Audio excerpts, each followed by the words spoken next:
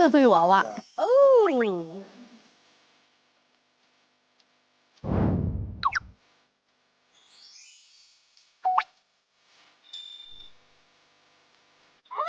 好儿恋爱，哇哦！哦，蜥蜴。哇，好帅！哇！放头上。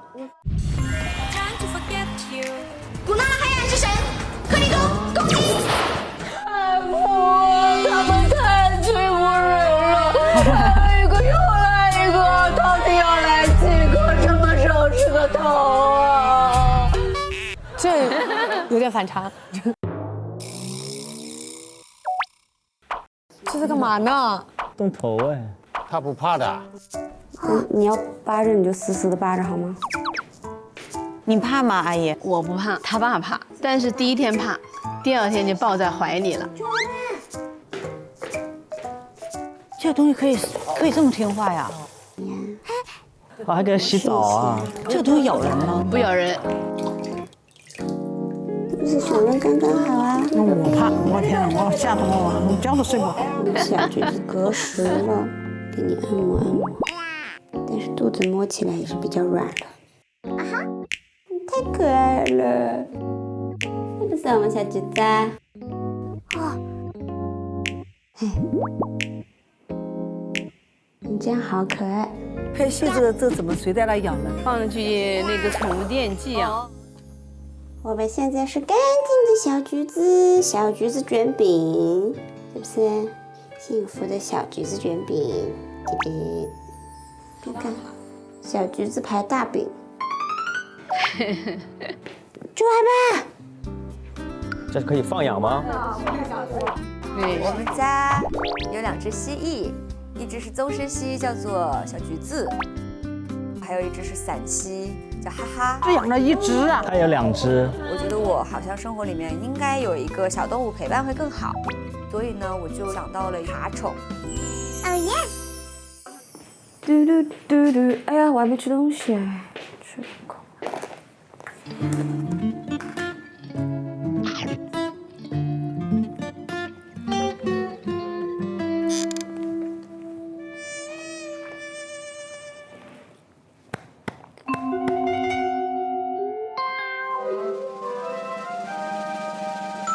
因为小的时候就会有说法，说你看到11点11分的时候，就是一个天使数字，然后呢，可能就说明有人在想你。如果你在这个时候许愿的话，它容易灵。年少无知的我听信了这个想法，我就逐渐的有这个习惯。哎呀，11点11分了，先让我许个愿先。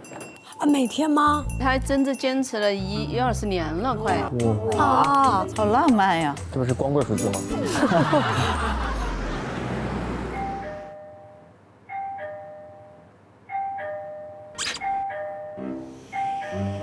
来了，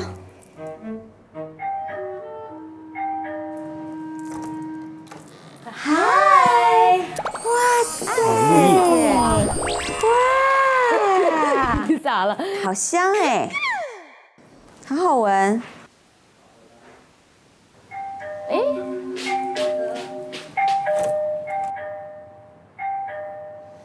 嗨，哎呦，大弟，快进来再说话，这里隔音很差，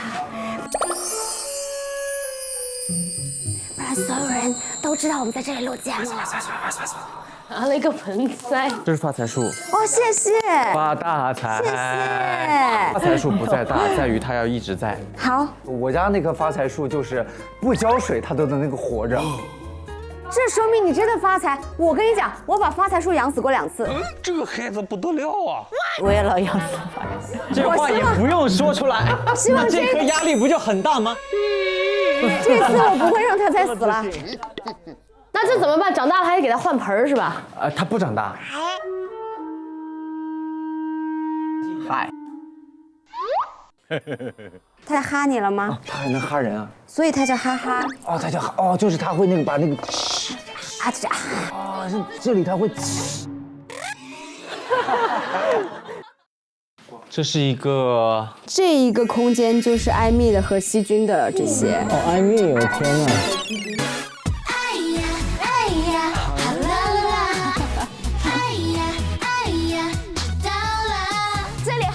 你的。救命啊！远哥，哎呦我天！支持完美的偶像万万岁！才会让你的偶像万万岁！这个画面，哎呦！好吧，委员长真要给小谢。那时候那个快男超女是吧？以前一起休息室嘛，一个啊，哇，好多碳水啊！啊，没有吧？碳水1，碳水2，碳水3，碳水4，碳水5。你觉得我这个冰它要怎么样可以从这里变到那里面去呢？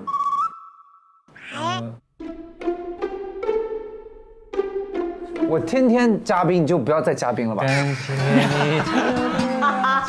好冷啊，这已经很冷。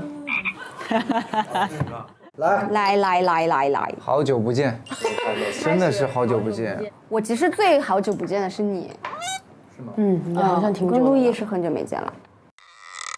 哦，那个节目你去了吗？去年那节目，什么节目啊？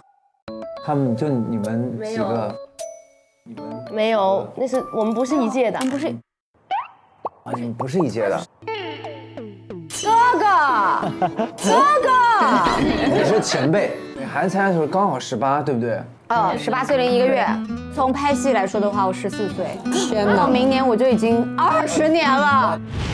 冉东阳、梅小雅，哇哦！佳，你怎么在这儿啊？我跟我妈妈去看书展。工龄比我们还要长，真的是。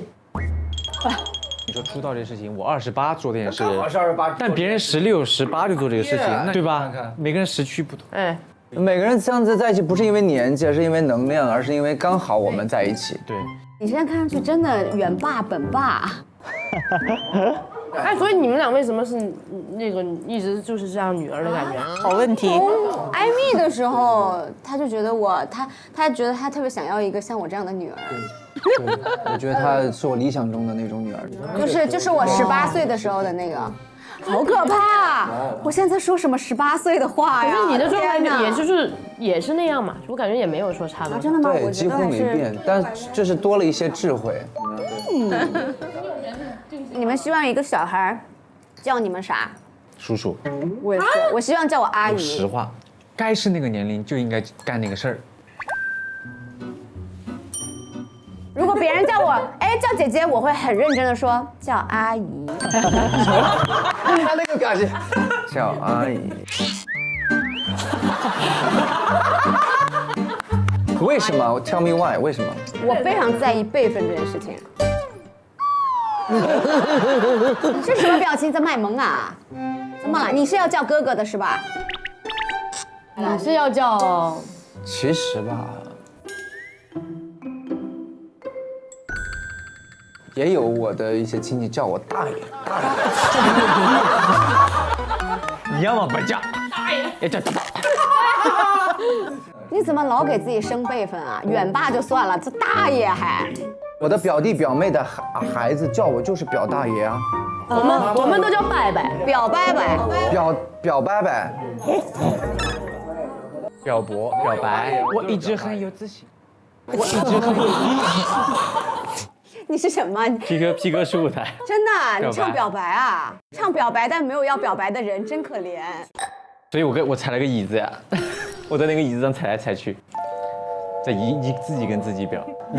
所以你对那个椅子在表白，那你对镜头就好了吗？ No， 他这样也是对的，因为一旦把镜头当做就是表白对象，一不小心就容易油腻。好想跟你表白，好想跟你表白。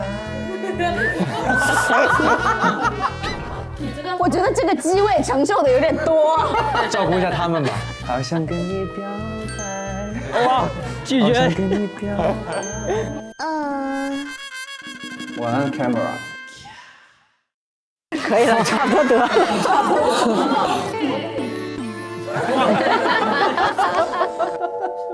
觉得有蛮难受的，蛮难受的，有点恶心蛮难受的。我只是给你们展示什么叫油腻，好不好啊？但是我不会他平时这么做还是挺正常的对是。清爽如你，那我正想说清爽这个词，这非常适合你完全看不出只来。有稍微清爽一点才敢穿这种颜色，是不是？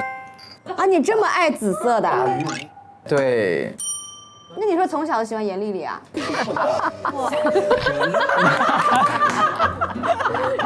你那个子有点深，有点深。哇，真的喜欢严丽丽也太严厉了吧？那怎么了？你那个唇色也是紫，是深紫吧？你现在比那时候看起来年轻20岁，这有什么好笑的？小偷大声。像吃了桑葚。哎，那你打算什么时候开始谈恋爱呢很多年没谈了，是吗？ ？11年。是我们2个人应该彼此在这个桌上。我是9年。怎么会这样？这11年没有心动过吗？我认真回想，我上一次心动是22年10月份左右的时候。哇，那也才2年前，不到。是我去参加了一个沙龙。然后呢，就是他是讲的那个人，然后当时有种就是有光芒，就是 crush， 我觉得真的光芒。然后我就感觉，就我坐在那里只能看见他了。然后因为他是拍片子的嘛，然后我那天晚上回家之后，我就搜了他所有拍过的短片，然后一个晚上全部看完了，在那个一个片尾字幕上面看到了我认识的一个人，就赶紧那个人发信息。6人定律。哦，对，我就说你可不可以介绍他给我认识一下，赶紧就是约了一个吃了一个饭，后面我大概很努力的给他发信息，然后想约他出来喝酒，然后他都拒绝我了。OK。但他那段时间的确是真的很忙，然后呢，那我就说不是拒绝，就是真的有事情。那我就说，那你忙完这段时间之后，我们再约吧。但他忙完之后再也没跟我说过话。也不算那段感情，那段期间你是主动的。算是。我觉得我真的已经尽我所能了。这个算主动了。后来是不了了之了，就不了了之了。就是你的热情就退去了一点。那能怎么办呢？没有相过亲。我以前还蛮抗拒这个事情的，而且就是7、8年前吧，然后我妈想要给我介绍对象，然后我还因为这个事情跟她就是发过很大的火，比较排斥，我就觉得什么我要去相亲，就是觉得很那啥，你知道吧？就是你好像显得输了的这种证明。理解。对。就是好像显得我这个人有点。7、8年前就要你去相亲。对啊，你那么着急。 7、8年前我不小了。 24哎。所以他觉得自己输了嘛，有这种就觉得有点自尊心。对，有点这样。现在呢，我比我爸妈还着急。我确实挺着急的。你是现在需要了，人就是这样。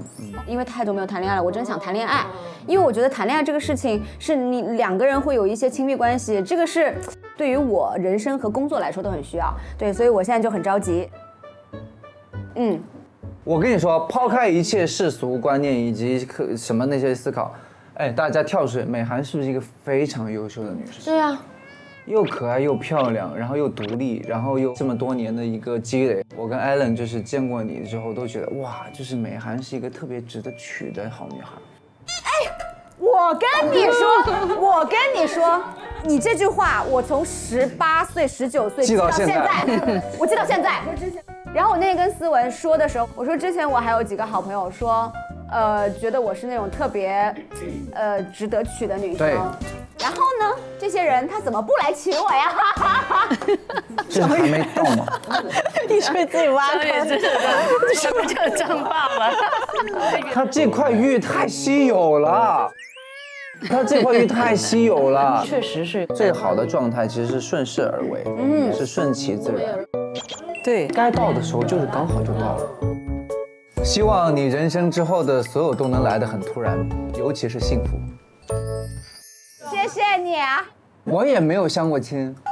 你没有相过亲啊？我没有相过亲。但是他们家很多亲戚都有给他介绍。哦，有，他没有去见。但是亲戚给你介绍是真的会这样视频的吗？你会看到对方的？不，发照片。发照片。发他们的照片给你。对。然后发你的舞台视频给他们。发直拍。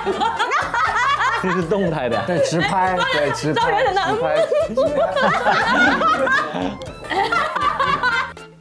他没有视频，你有呀？他现在有了。好想跟你表白，更全了。好想跟你表白。不行，有错，有道理。这是我第一次听到一个闺女说我爸妈不急我急。对。她是是说他有11年没谈恋爱是吗？他11年前确实有一次恋爱。你想11年也很年轻啊，20多一点，而且在他自己喜欢的事业上，其实你才刚起步，你知道吧？然后我呢的观念呢，可能还是比较说，我希望他谈个恋爱是以结婚为目的的前提去谈恋爱，那所以我觉得你那个不是很合适，所以我就坚决反对。后来可能也确实，就当中也没有怎么谈吧。现在想想管多了。VCR 里面谈的我给他的相亲照片，对，他产生了一个他的抵触情绪是吗？当时其实也是我朋友主动跟我说，哎呀，你们家女儿没谈的话，可以跟我们家儿子看看能不能看得上。然后呢，其实我知道我女儿已经跟我越发三张了。你不要管我的工作和个人感情问题，那我怎么办呢？那人家这么有心啊，有意。后来我就把那个照片了，就发了一张给他，他就已经很反感了，抵触了。哎，但他不行，发了好大的脾气，所以我现在完全就不管了。但你刚才看他其实还是挺主动的，我觉得他遇到他喜欢的人，他还是会主动表达的。其实我不是很赞同在女孩子恋爱的这一个部分主动去追男孩子遇到好的要主动一点呀。不是，我觉得如果你喜欢一个男孩子的话呢，你可以主动，要巧妙的主动。技巧，阿姨掌握技巧。对，比如像他刚才说的那种情况，你觉得他应该怎么办？那我肯定会给那个人告诉他，哎呀，你的什么什么什么那个特别好，我跟朋友聊起来，然后我有一个朋友，特别喜欢你这，想请教你什么什么的，他很欣赏你嘛，那你能不能给我朋友聊一聊？给别人介绍对象。然后可能如果这个人说，哎呀，那行啊，因为人那个被别人赞赏和认可的时候，他很开心的。那如果这个男的同意了的时候，好，你们就肯定要约一个地方嘛。对。那你可以不把那个所谓的女孩子带去啊。哎呀，她有事儿没来，没办法，我一个人来了。约到了。阿姨，你不能想一个方法吗？让他见一下，你这么有方法。你说你有个朋友很欣赏他养蜥蜴，然后当天你没空，你没去。对呀，他不是今年过年回家，不是问我吗？为什么不催婚吗？我说催啥婚啊？我说反正缘分到了，自然你就来了，你知道吧？然后现在我也没有那么合适的人，因为到现在的话，确实我身边都还有88年、90年的很好的朋友的女儿，都还在等待中。明白。咱们还得排队。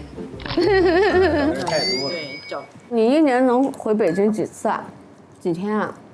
去年我工作日有320天加飞行日。你跟我讲。对啊，然后有剩下30-40天，我录了20首歌。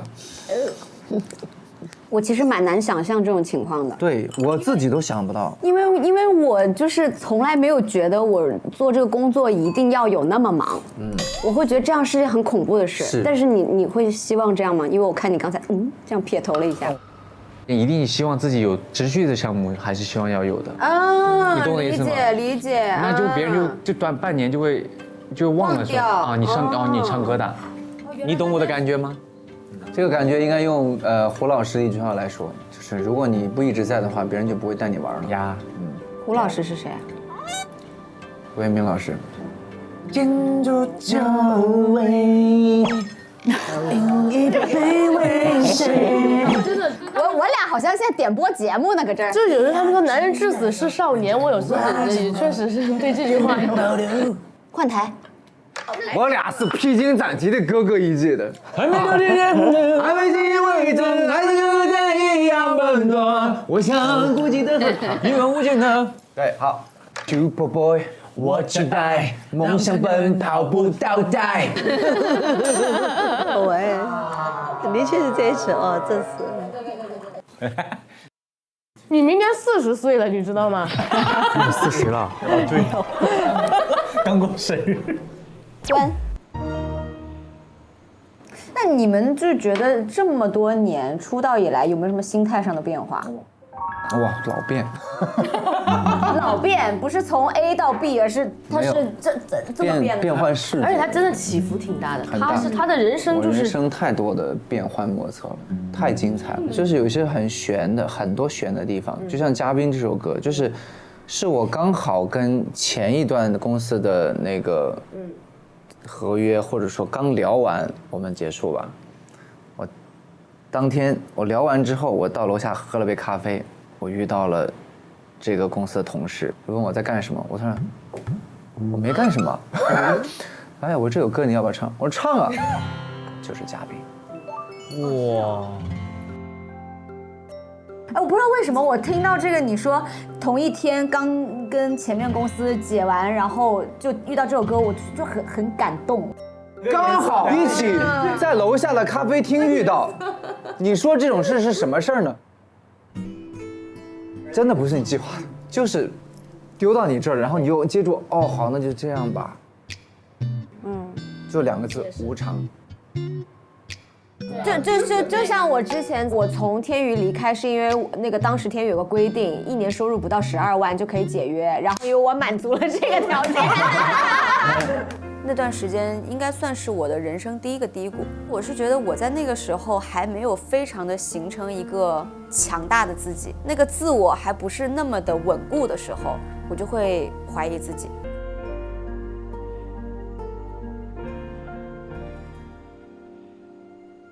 我觉得有时候就是因为我在怎么上都看过曾经的自己。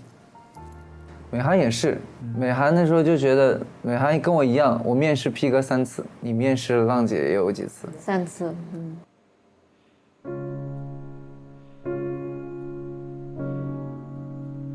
浪姐的事情上了热搜，我以为今年你要去了。因为我大概每2年或者3年我就会换一次团队，然后每次跟团队的那个融合都不是很好，所以才会换。今年确实合同过了一半，但是因为我没有团队，你说这种情况我咋去呢？不合适。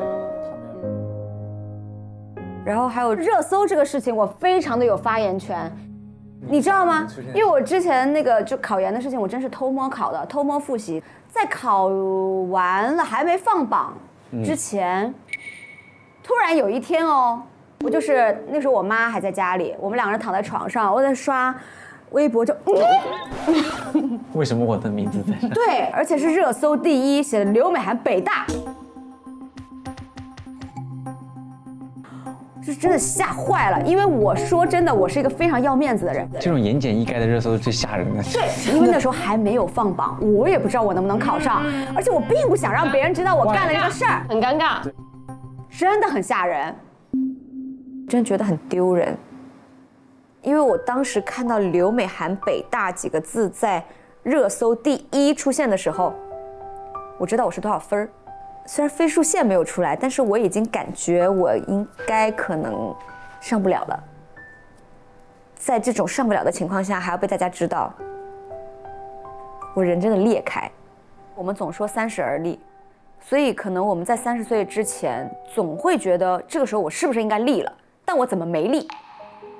但我觉得可能很多人都会有这个30岁焦虑，不光是事业，还有人的状态，可能还有感情什么之类的，就是很多各个方面的事情同时出现了。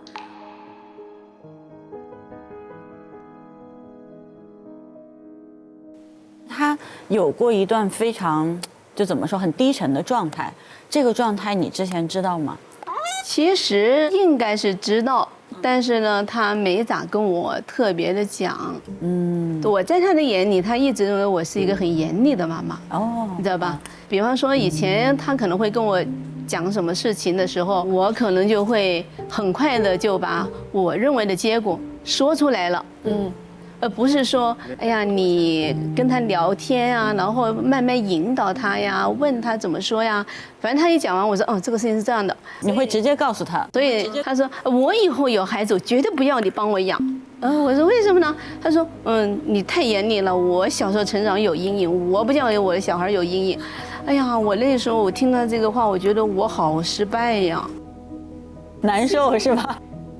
因为他以前会遇到工作上的一些问题，他也会跟我聊。那个时候小一点啊，就20多岁的时候，然后他后来没跟我聊，我也确实，有点小遗憾啊，心疼。那所以美涵姐在前2年考研的时候跟您商量过吗？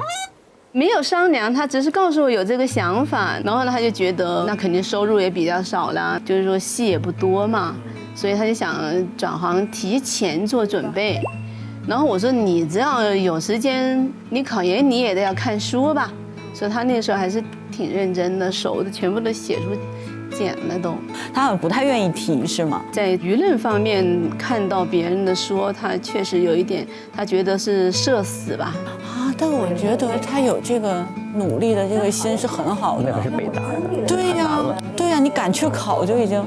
而我的话，我就自己说我考了，那就很厉害了已经。其实我觉得考上也好，考不上也好，有什么关系嘛？这个动作已经值得。我觉得这事儿值得鼓励哎。是的，是的。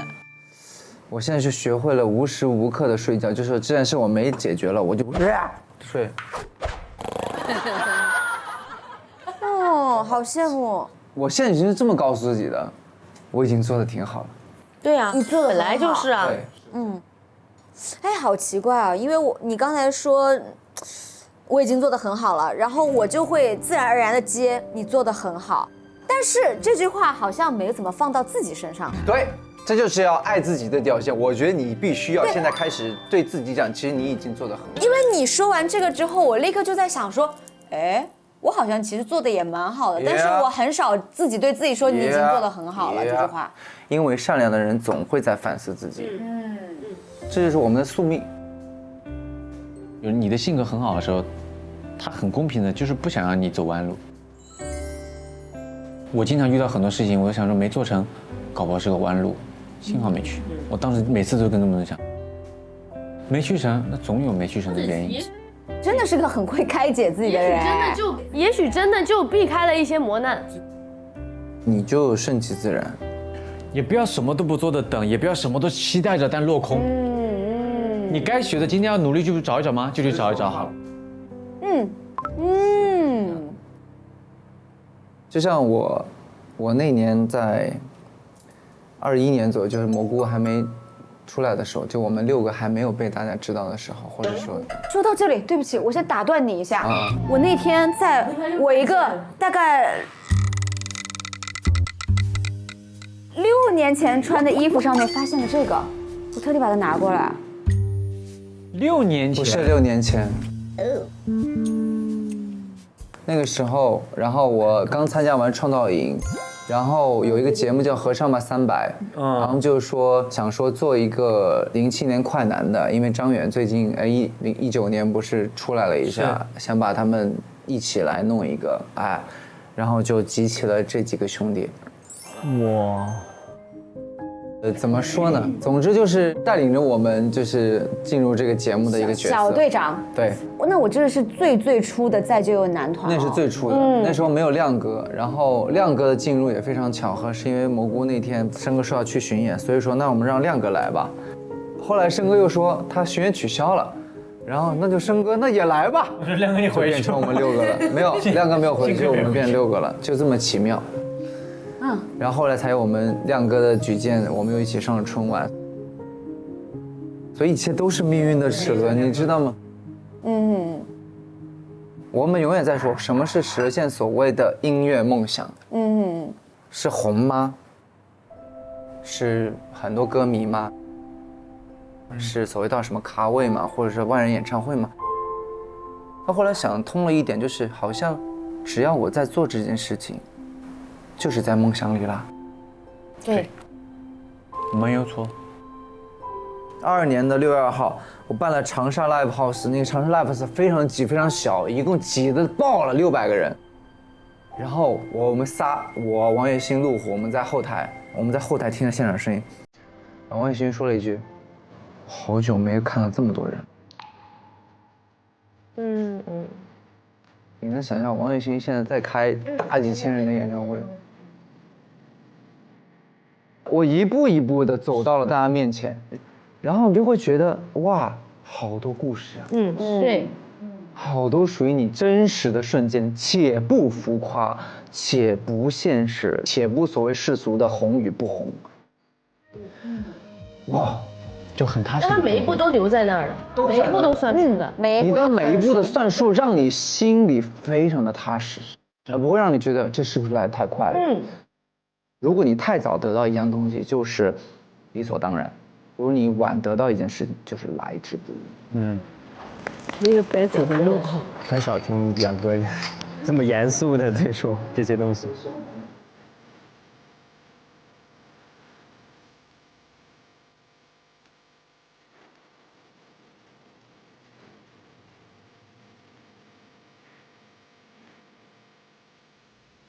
氛围好好啊，他们几个。对，好难得，还挺感触的，就是看到大家就是还是像以前一样，对，没怎么变。其实刚才他们还聊了一个问题哦，是三十而立还是？对，三十而立这个。怎么才叫立起来？我也不太确定。以前的讲法30而立，现在40立都可以，还没关系。所以这个而立指的到底什么样才算是哎我立起来了？30而立嘛，就是成家、工作、养家，还有老化嘛，对不对啊？现在不存在了，现在这个落后了。吴毅在旁边偷偷说了一句：“一定要成家吗？”作为父母来说，我觉得应该是成家；作为你们个人来说，成不成家全靠你们自己吧，自己想吧，对不对啊？不能强迫哦。因为现在的那个女性也很独立，对，所以的话呢，晚一点也没关系。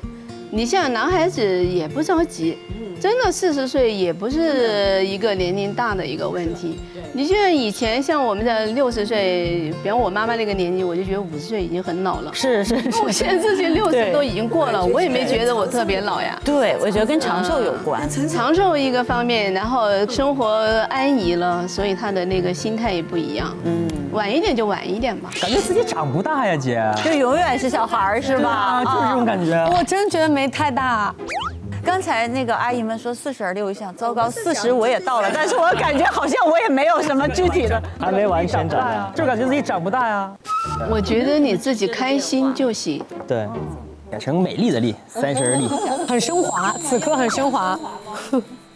其实你健康快乐是最好的一个你生活的一个状态，也不要要求说怎么样，一定我要怎么样，一定我必须要达到一个什么样的标准，是不是？好了，来我们看下一位闺女。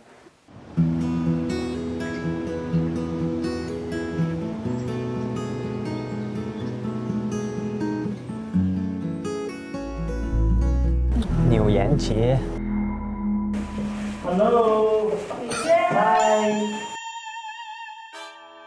哎呀妈呀，你终于来了！来了，我来了。哎呦，姐姐。嗨。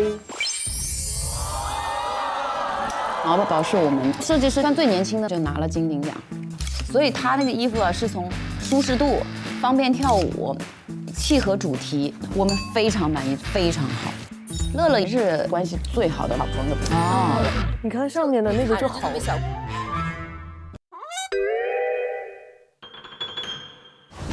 好高啊！你敢吗？我要恐高。你的意思就今天我们就在这儿是吧？就一层一层上去。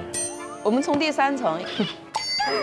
乐乐可能第1层你就吓尿了。我自己晕血。走，我们先上去。我觉得我就是喜欢冒险的人，因为有段时间我发现朋友圈所有的朋友都在户外冒险，但没有任何朋友邀请我，觉得我是个累赘，所以我很不忿嘛。今天我们要玩年轻人热爱的挑战项目——高空。我天！姐，你一会儿上去千万不要怂啊！我不怂的，我玩过。已经开始紧张了。好高啊！哇！你们都没玩过吗？我没玩过。其实是很好玩的。好吓人。对，这边。好的。爸妈敢吗？敢。我不敢。好了，我们已经到达了第1个闯关点。我们是直接从几楼开始？我们从3楼开始。这是3楼吗？对。天啊！第1个闯关点，排队依次通过。 Let's go！ 紧张吗？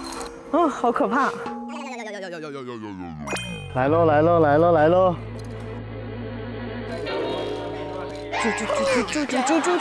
啊，胆子大的。哇，哇，好快啊！可以。这是热身啊。对，他不怕的。看看乐乐。乐乐咋了？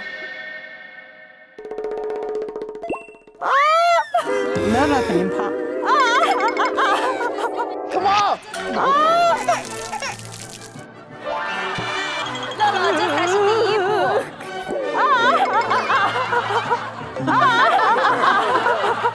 走，不要管，看前面，看前面。你们是怎么过去的？恐高的真的不是，对我也很恐高。你看下面小朋友都在看你，你争气一点。别怕。喂，好了，我把他拉过来。我来了。天哪，走绳子，这个有一点危险。小梅好厉害呀，你看。果然比我们大几岁就是不一样。过来了。哇哦！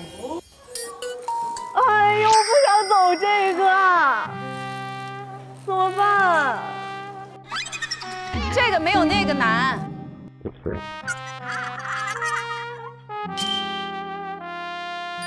我走这边了，我不走那个男的。哦，我不走那个男的。你干嘛走那个？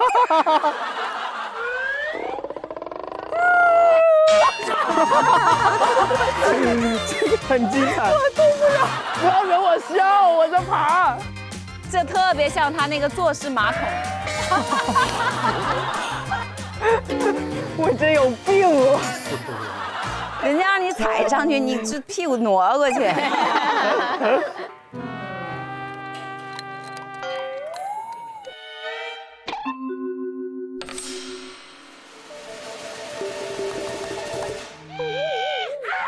使坏了。为什么？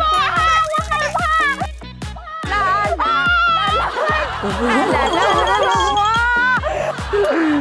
我的妈呀！你两个手抓着就好啊！天哪，我累了。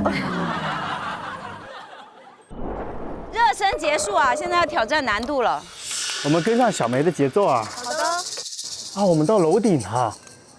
5楼已经到达巅峰了。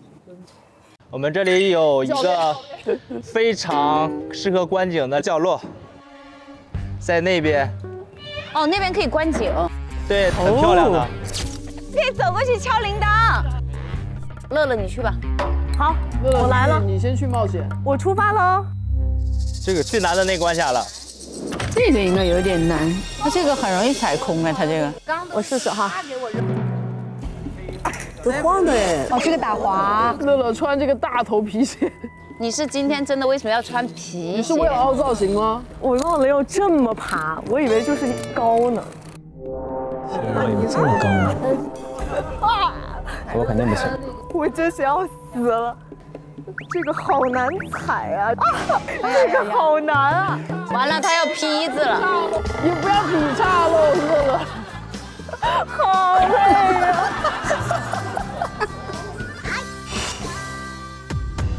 不好站哎，站不稳。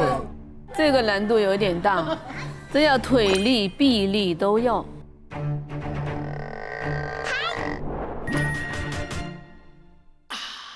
哎，为什么你们走的那么夸张，我走的很轻松啊？哇，人我真的不怕。你看我的呼吸都是匀的。他不着急，他一步一个脚印。那你别说话了，赶紧走吧。好，现在小妹应该还在思考怎么办？这个怎么办？哎呀，怎么办？怎么办？哎呦呦呦！非常的轻盈啊！厉害！我以为老费劲了，让你搞得我都不想过来。他应该平时也有走一些，他专门搞这些挑战极限的。哦，他可能也搞攀岩，攀岩拔过，他什么都搞的，他不怕。我教过你们不要搞这个。他只让他锻炼心态，他心里有数的。吉祥，2生如意，3生平安，4生发达，5、6、7、8发发发。哎呦，好开心啊！好好玩啊！我歇一会儿，歇会儿吧。哇，这个夕阳好美啊！哇，这个时候落日好漂亮呀。对，还不错。好浪漫啊！我突然觉得，就是这次冒险不太成功，因为这种挑战对我们来说根本就不叫冒险。对，因为我们人生其实经历的远比这个凶悍的多。10000倍吧？1万倍，你这也讲得出口。简单，你觉得你人生做的最大的冒险是什么？我一直在做冒险，因为我妈妈是语文老师，我一生是循规蹈矩的。我一开始是学医，所以是很稳定的工作。然后我去参加广州的一个比赛，就类似选美啊，或者是那种选拔。哦，纠结。选秀完了，我就去当主持人了。反正我妈是很不愿意我从医院这么稳定的工作，进入到所谓电视台去当主持人，因为我还不是编制的主持人，我是栏目有活儿就叫你，你就有钱的那种。他说这太不靠谱了，就是不太稳定，其实。对，后来我北漂，我妈又崩溃了，说你北漂了，你也不小了，24岁你还北漂。北漂完了又签约娱乐传媒公司，然后也没有固定工资，我妈又疯了。等到我好不容易，她每周能够在电视上看到我之后，我要开始做演员了。我妈说电视上看不到你啊，她说你拍一部戏1年之后才播，甚至不播，怎么办？然后但是他们对我只是表示担忧，但是不反对，我就觉得我妈真棒。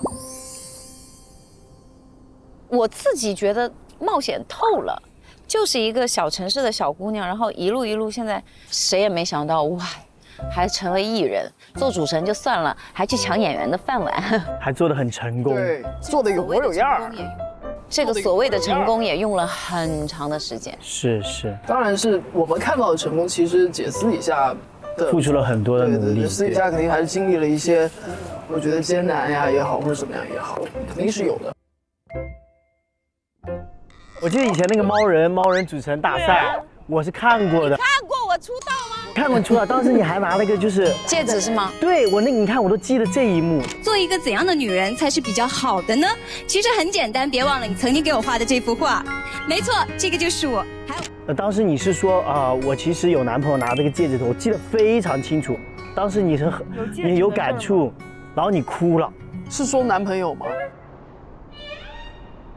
我只是想说我其实有感情稳定的男朋友，要么就是我们可以结婚或者怎么样，要么其实就是我还是想做我喜欢的事，他是全力支持我的，明白。所以就是等于，即使我们的情感已经到这么稳定的情况下，但是我自己的内心以及我当时男朋友都非常赞成我冒险去做我真正想做的事情。所以当时大概是这个意思，然后很多人都记得这一幕，我记得。结果很尴尬，就是后来分了嘛，就很尴尬。对，所以现在男朋友去哪里了？他结婚了呀，因为我后来其实我他可能有点后悔让你冒险。不是，我跟你讲，这是一个悲伤的故事，因为那个时候比完赛我就要到北京开始实习期嘛。然后他就反正一直说笑，一直说笑，从深圳机场送我走。然后他突然在机场就是半开玩笑说了一句：“你该不会一去就不回来了吧？”其实他讲，这么一说，我觉得有点难过，怎么会这样？其实他讲这句话的时候，我心里咯噔一下，我想过，我内心有想过一瞬间。其实他想过很多个瞬间，但是我们都没有点破。然后因为我就要进闸了，然后他就喊了一下，我就回头，我就说：“哎呀，怎么会嘛？”好，然后后来我在北京，我们当时有个3年之约。我说，如果我在北京3年，我还是不能够达到还是不能养活自己，或者说我不能够很明显的看到我的未来，我说就回来，我们就在一起。然后我到了第3年的时候，我只是一个就是炙手可热的主持人，就是说你很好用，但是你并不是说多红或者所谓的几线，而且我也没挣到钱。我当时又快30了，那个时候也有年龄危机感，然后就觉得，我觉得每个年龄都会有危机感，很奇怪。是啊，而且他比我大一点，所以我就说我不想拖累你，因为已经到3年了。我说我虽然现在也没混出个什么样子，但我非常确定我并不想回去。然后我就跟他说，反正你可以开始不耽误你的结婚计划的话，你可以去找你喜欢的人。其实他还等了我2年。哎呦，等到第3年，他带了新的女朋友去见他妈妈，见他妈妈，他们说不是柳岩呢，去哪儿了？然后他们说其实我们都分开2年了，就这样一些过程。明白。我觉得年轻的时候就是确实会比较注重事业一点，我不觉得是错，因为我当下的感受就是那样，就是我大部分的时间都是给了工作，然后谈恋爱只是用了一小小的时间，当然就造成我现在事业还不错，感情一片空白的这个状况，我觉得是我应得的，就是你在哪一方面付出的多，你得到的就会多哦。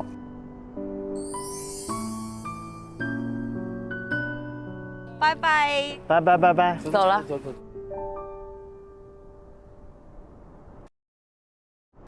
阿姨知道柳岩说的那个差点跟他结婚的人吗？我见了一面，看了人呢，好像还比较稳重吧。对我们呢也还挺孝顺的，给我买按摩机啊，反正还蛮好的。我看到他本来那个男孩子的公司在深圳，他想到北京去，他们2个在一起，比如说是结婚啦，或是成了家，方便照顾。但是他始终是人脉啊，这些关系各个方面，他这个渠道开辟就比较难。就基本就放弃了，可以讲是。后来那个男的看到他发展越来越好了，他也不想耽误他，所以2个人就和平分手，没有当朋友一样的。那阿姨，您更倾向于哪个结果呢？就比如说柳岩姐现在事业很成功，但是一个人，那如果当时她做了另外一个选择，现在成家了，哎呀，我原来是当然想她以家庭为重，女孩子要这么个拼干什么呢？但是她有她的想法，她不是当一个家庭主妇的。同意。我们刚才看柳岩的表达，是不是能感觉出来？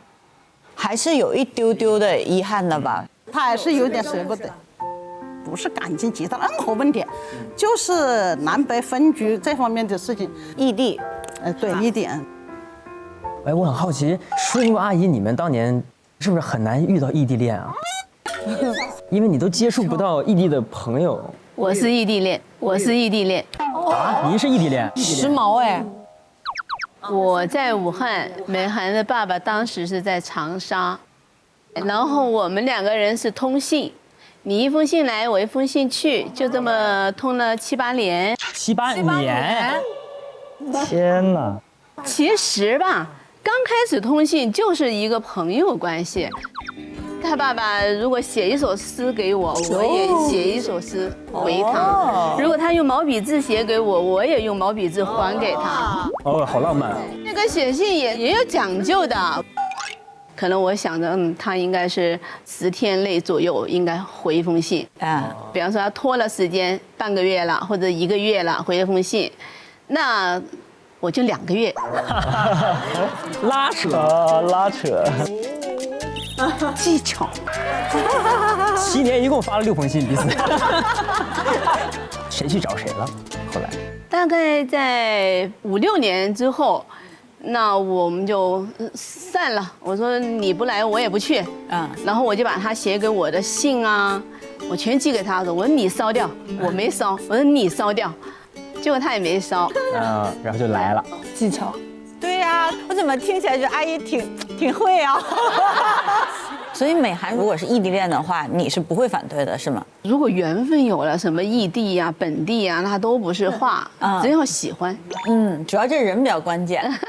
妈妈谈过吗？异地恋？我没有，我不太行。我觉得我还是有点缺乏安全感的。如果在初期谈恋爱、异地恋的话，我可能自己琢磨，半小时没回微信，他在干什么，是吧？就会琢磨一下啊，就感觉好像还是需要大家聊一聊啊，然后还是要真实看见这个人的，对，是不是？对，需要一些陪伴。吴毅可以吗？谈异地恋？我觉得我应该憋不住。这什么叫别人？你憋不住干嘛？你把话说全了。我是说，我的意思是，我可能会想跟他见面，要不是我过去，要不就是邀请他来我的城市。哦，就是你想办法让两个人在一块儿，创造条件。对对对，因为我觉得异地真的很难。吴宇老师说话很精彩，是吧？他非常精彩，他那个逗号跟句号有很大的区别。今天这个是我们这个片子的所有内容啊。吴一哥是第一次来观察室吗？好像是。但第一次来观察别人，感觉怎么样？挺有意思的，因为每个人有不同的生活方式，然后也能找到跟我类似的，像丽娜，她就是那么晚睡嘛，熬夜什么的。然后我觉得我也是一个特别，就是像心态比较年轻的，喜欢玩具啊什么的。然后也有值得我学习的，像纯姐那种，就是应该对很自律、坚毅一点的。然后我觉得我坐在这里，一方面是学习，一方面也是在提醒自己，让自己变得更加的好吧。哎，对，已经很努力了。旺旺呢？旺旺之前是我们的嘉宾嘛，然后今天第一次来到棚内，看到别人的生活状态。就我其实也跟吴宇老师是一样的那种状态，就可能我们自己就一直生活在自己的那种生活里面了。因为像我的话就是直播加就没有其他的业余生活。我真的是参加这次闺女之后，我出去干了很多新的事情，然后包括我今天观察了很多的老师，我也是觉得，其实我们身上有很多的共通点，就大家也会有焦虑，然后也会有感情上的困惑，然后也会有跟家人之间的相处。就是我觉得还挺贴近我们普通人一样的那种状态，然后我觉得也很值得大家一起思考一下。反正有空多来玩，好不好，旺旺？好嘞，好吧，那这一期节目就是这样了。下一期有什么样更多精彩的内容吗？下期再见啦，拜拜。Hello， 大家好，我是彩玲。前2天好像还给大胖媳妇捯饬了一下。这个东西其实应该给亚当看一看，提醒他自律一下，这就是胖了之后的样子。Hello， 大家好，我是武艺。你要是追女孩，你咋追啊？约她出去看电影。看了一段时间电影了，然后你说那个我挺喜欢你的，对方说不行。他说我只喜欢跟你看电影。长城我来了，耶！哎，这个季节真的长城美。我们3个来一下，来。我好油腻啊！哥哥觉得你是小宝贝，原来你是小老虎啊！哎呀，对，很恶心。Let's go， 让我们出去炸街。2个公公一起呢。有没有看到我那个一袭红衣的霸气？好做作。我必须让你今天收拾好看，这种很可爱哎，牛仔很是他的风格啊。乖乖，你换好了吗？哇，哎，这倒是真是你的。啊，亲子。哦天哪，狐狸鸟看到了狐狸鸟！这早上当开嗓了。卡皮巴拉你好可爱呀！这么大一只哦，天哪！哦，太可爱了。哦，我最喜欢小熊猫了。它有不喜欢摸的地方吗？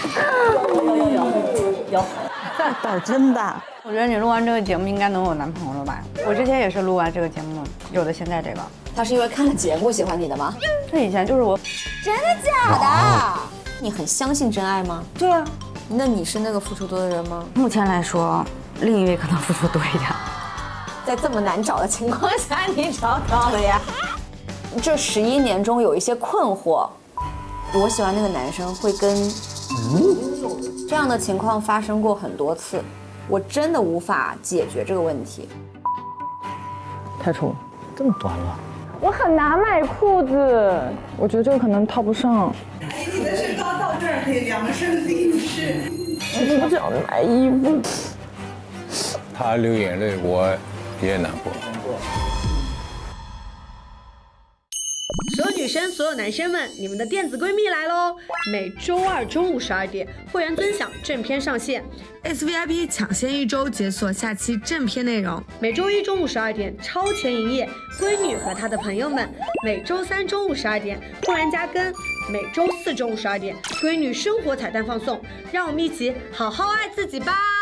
我家那闺女2024联合微博发起了好好爱自己的100件事征集活动，在微博带话题好好爱自己的100件事和我家那闺女上传视频图片，并我家那闺女2024分享做过的好好爱自己的事情，即为成功参与。快来和我家那闺女2024一起好好爱自己吧！